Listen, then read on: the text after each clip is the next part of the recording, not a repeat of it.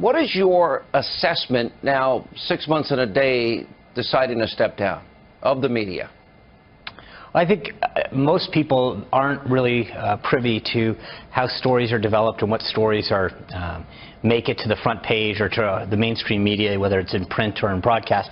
And I think they'd be shocked and disappointed to see some of the bias that exists in some of the stories that don't get told or the manner in which they are told. I was increasingly disappointed in how so many of the members here of the media do their job, or rather don't do their job, the bias to which they come from it at. And as I mentioned a while ago, I think that there's become a very clickbait mentality among a lot of reporters where they're more interested in their clip or their click than they are about the truth and the facts. You know, and this is very interesting to me because I've watched and witnessed some of these exchanges. And I know there's been an effort, for example, to maybe change a little bit of the rules inside the White House briefing room. And one of them was, you know what, maybe we're not going to do everything on camera. And maybe the person at home, the average person at home, doesn't quite understand that when those guys get their moment, their idea is to get into as contentious a battle with you as they can. And is it 9 out of 10 times that's what airs that night? That they're not really looking for news, they're looking for their moment? Is that a fair assessment, or am I being unfair to the media? No, I think that's a very fair assessment. Now, I don't want to paint everybody with the same broad brush, but I do think that you're very accurate in terms of the majority of folks that are now in this in the briefing room that are going into journalism. They're not there for the facts or the pursuit of the truth. Rather, they are trying to figure out, how do I get on TV? How do I become a YouTube star?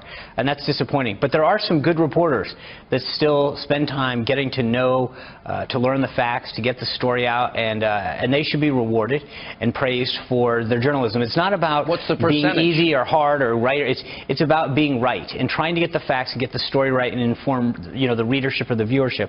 And there are some reporters that do that. But by and large, we're seeing more and more where it's about the clip or the click. Yeah, and I got to imagine that these were extraordinarily difficult times because the media has been so obsessed with Russia.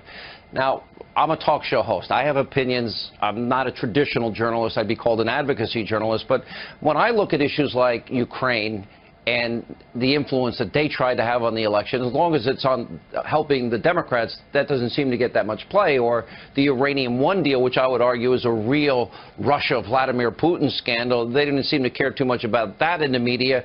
And, you know, a whole variety of other issues that I can bring up here. Do you think that by and large, for the American people, you being on the podium, do you think conservatives like myself, when we say there is a media bias, a very, very distinct bias, and their obsession with Russia, am I right? Am I in the middle? Are they right? What do you think? I think you're right. I think the majority of folks, there's two things. One is that there is a bias, but then there's also a Washington mentality. It's really interesting. I'm very proud of the fact that we brought a lot of new voices into the briefing room, whether it's through Skype or getting some talk radio show hosts here and allowing additional voices in. Because what's important is allowing other people to understand that the questions that and stories that we're hearing from around the country, from one coast to another, aren't necessarily the stories and the issues that are being covered by the folks here in Washington.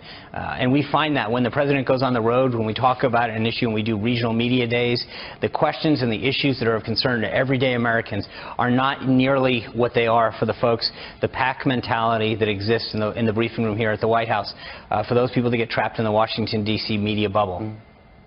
I want to ask you this. I actually think I kind of have a missing chip. And that'll be a great headline on Media tonight. Hannity admits he has a missing chip because they love to cover the media stories. I just don't care what other people think about me. Was it hard for you when Saturday Night Live would go after you, or other people, late night comics would attack you? I remember asking this one time, and I remember your answer distinctly, but I want to ask you before our audience here, was that hard? Did you have a sense of humor about it? Did it bother you deep down in any way? Well, I'm a prankster, so some of the, you know, I like a good joke. I think when it's funny, it's funny. You got to laugh at yourself and accept that there's some self-deprecating Was Saturday Night Live funny? Did you like that, or did that bother you? I think there were a couple parts of it that were funny, but there's a lot of it that was over the line. And it wasn't funny. It was stupid or silly or malicious. But there are some skits that I've seen on late night television that I had to crack up at. So sometimes it can be funny. Some of the memes you have to laugh at yourself a little bit. But there are times when it goes from funny to mean, and there's a difference when that happens. And again, to your point, yeah, you have to have a little bit of a thick skin if you're going to do this.